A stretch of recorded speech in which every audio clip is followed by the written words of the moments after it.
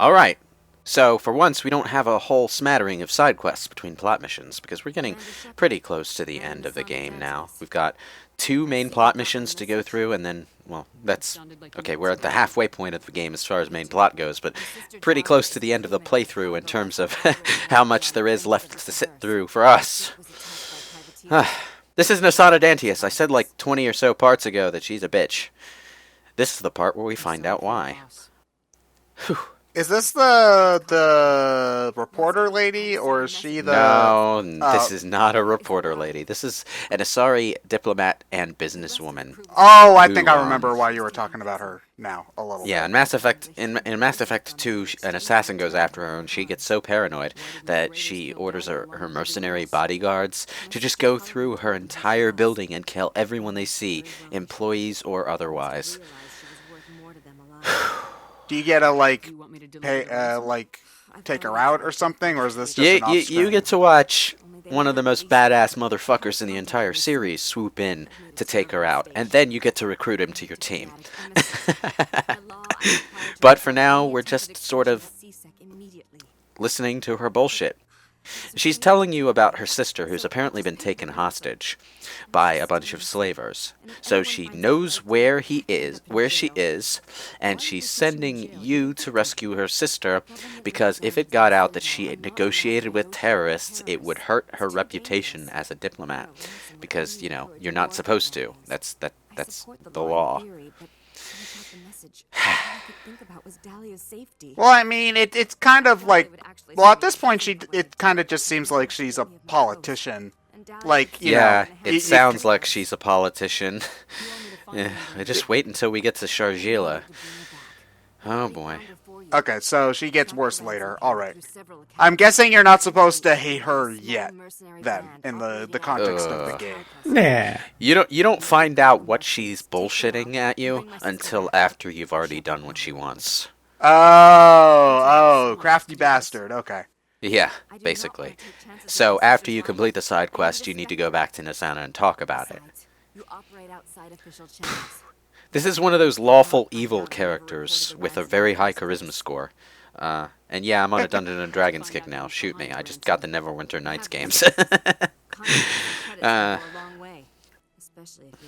Well, okay, I rolled a shoot. I got 17. Jeez. Okay. Nothing a Spectre cannot have. Nothing one Spectre can't handle, though. Oh, jeez. I'll bring your sister back. I promise. Now, do you have to deny the reward? Mind the screen tear. Huh? Do you have to deny the reward? Can you, take her money if you want to? I'm going to get something out of this. Don't worry. Okay. It doesn't really affect what you get at the end of the thing. Because that's determined by your conversation with Nasana afterward. Well, it's just like, she's like, keep the reward, and I'm like, what if I want to play a greedy asshole who will take the reward? You know? Maybe you did. Yeah, you can do that. But the first conversation is purely your own reaction to the situation. Okay. It's after the whole thing is figured out, then you can renegotiate with Nasana. But, which is what I'm going to do. I'm going to get something a little extra out of this. But yeah. Whew.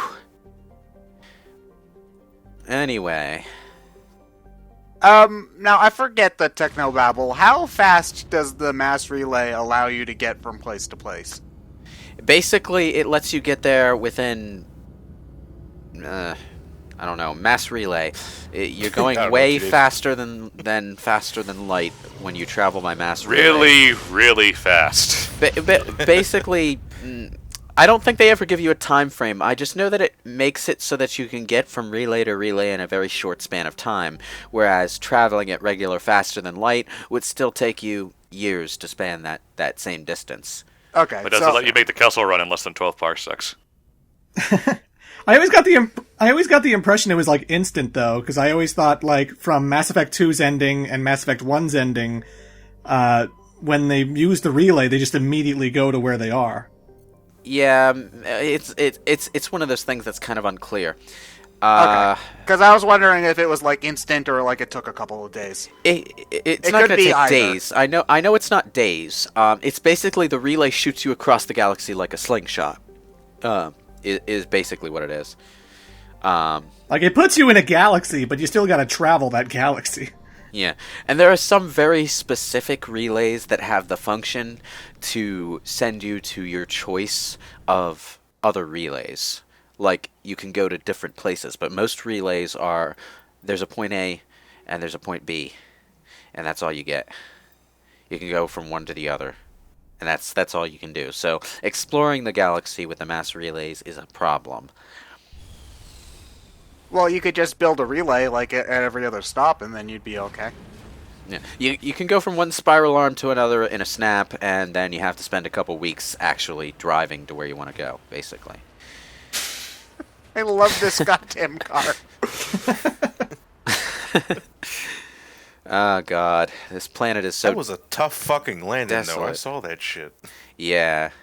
The I probably explained this in a previous part, and I don't remember. But the vehicle has a mass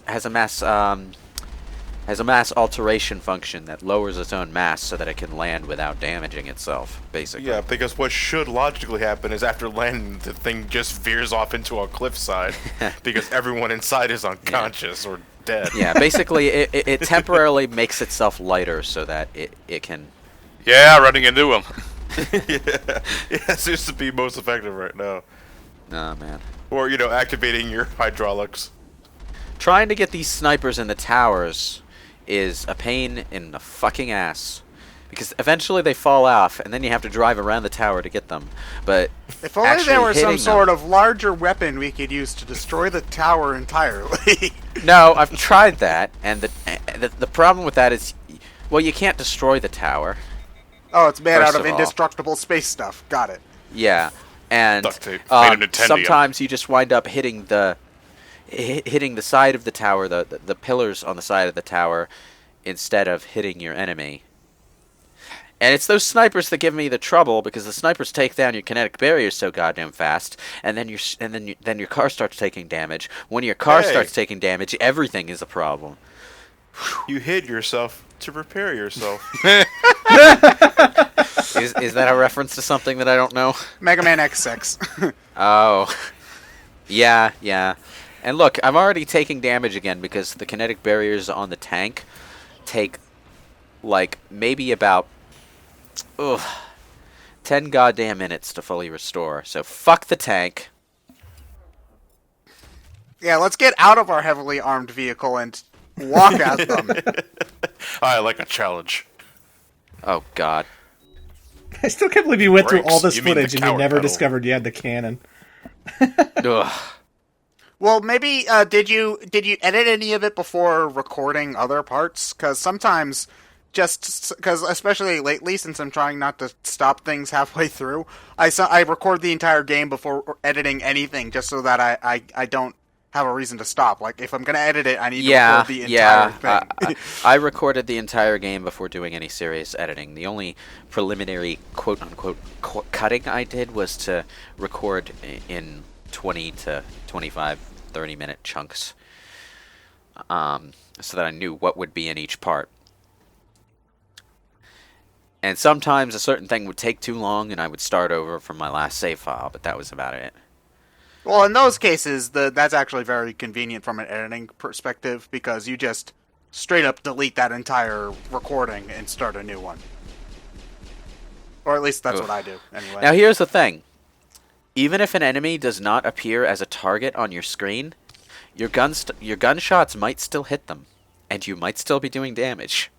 What? It is possible to chisel away at strong enemies from too far away for them to attack you.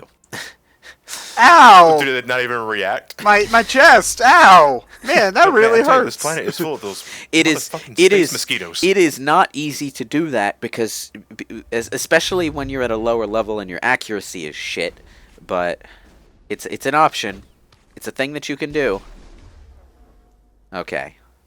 I set Ashley up as a sniper, and she's doing her sniping job, which is great. Good job, Gunnery Chief. You are a reliable person to have in a pinch. One of the best things about having a party member who's a sniper, though, is that you have to deal with manually aiming for body parts and everything, and shaky cam and all that. They don't. So, if you have a party member like Ashley or Garrus who has a sniper rifle and the proficiency to use it, have them use that goddamn sniper rifle. They will tear shit up. That's why you give Sheva a sniper rifle in RE5. Yeah. Yeah, but if she's holding a sniper rifle, she can't hold the clothes she's wearing. How about that chicken egg she just picked up out of the oven? I require an egg. Why does Wesker need an egg? Well, do you want a serious answer to that, or The gold ones kill enemies. What? Both, yes. Oh no, rotten eggs is what damage. Rotten eggs, my bad. Yeah. Have you tried have you tried an egg only run? No, I don't. No. Oh, all right. On a serious answer, Resident Evil 5 has a Mercenaries minigame, where you just kill as many enemies as you can for high scores and unlock other shit like that. One of the playable characters is Wesker, so. Oh. One of the playable characters is Wesker, and there's a multiplayer aspect to it, and you can inform your partner that you need an item. It could be an herb or ammo, and one of them is an egg. They recorded separate lines for an egg specifically. Oh, okay. So, yes, you have Wesker saying, I require an I require an egg. Apparently DC Douglas loves saying that line too, just because of how stupid it is. But I also love DC Douglas as Wesker. DC Douglas has done a lot of really fun roles. We're actually going to be seeing him in Mass Effect come part 2. As Wesker? We already did part 2, dude. This is like part 38. Keep up. Andromeda was so last century. I wonder if people will be playing that by the time this part comes up. I mean, probably. Most likely. What, Andromeda? Most likely. Yeah. It comes out. Man, if it turns out the game sucks and we're all optimistic about it, the comment section is going to be full of like, oh my god, they didn't know. They didn't know. Shepard, what's wrong with your face? Don't you just hate it when enemy magic makes you infrared for some reason? She went full out Braveheart for a second there. Oh man. Why are snipers running at you with their guns? They're not very bright. Oh, that one switched to close range combat. Ow. Yeah, well, and then died. the thing is, in Mass Effect 1, and this is a really weird quirk of the system, but no matter what class you are, what your proficiencies are, you always have all 4 fucking weapon types on your person at all fucking times. Like, I'm lugging around this heavy-ass sniper rifle that I never fire, and I'm so bad at using it that my character won't even look through the scope. Why do I have this thing? Well, 360 no scope. Mass Effect 2 just limits you to whatever weapons that your character class is proficient with. Mass Effect 3 takes it a much more intelligent direction, actually. Weapons have weight, and if you carry a certain amount of weight gear, your cooldown times will slow down, either to a moderate extent or a ridiculous extent, depending on your character class, how much weight you can carry with that character class.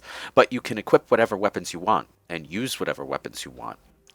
I gotta love that RPG logic of I can carry 499 pounds and jump off a roof, no problem. But the second I pick up another pound of steak, suddenly I can't walk. Well, it doesn't actually affect anything but your ability cooldown times. Basically, if you're bogged down with too much gear, your stuff gets really slow because you're moving more slowly, presumably. Or maybe if you're a biotic, you can't use your biotic powers as quickly because your concentration is divided between carrying around your gear and actually, concentrating on the abilities.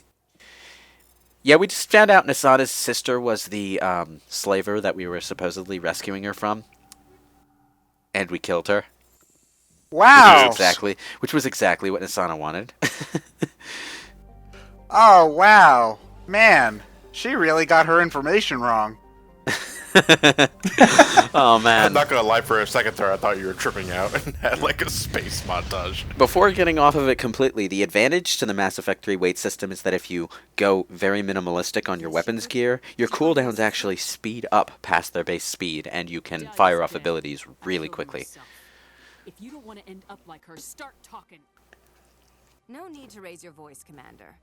Surely you can understand why I like how we're having this argument in the middle of a crowded pub. With like other diplomats and soldiers at the other tables. Oh, there's Chairman Joe again, talking about how he killed his political rivals. Hey, hand me my beer, will you? Nasana Dantius is at it again. Oh, Nasana. Hashtag oh, Nasana. The funny thing is that that's actually not too different from today's politics. Hey, at least Nasana can, sound like she's a good person. Did Caden just break the fourth wall and look right at the audience? Yeah. Yeah, he's just missing the wink. Get a look at these bozos. Anyway, regardless of what you say to Nasana before this, if you have a high enough charm or intimidate score, you can get a little extra reward out of her. She gives you authorization to purchase prototype Asari mods, and basically what this does is it adds additional items to the shops in certain places. It's I think it's a shop license for your requisition officer on the ship. I'm not sure exactly what items it gets you though. I might have bought some during this playthrough. I might not have, but you get the credits either way, so there's no reason not to do that if you can.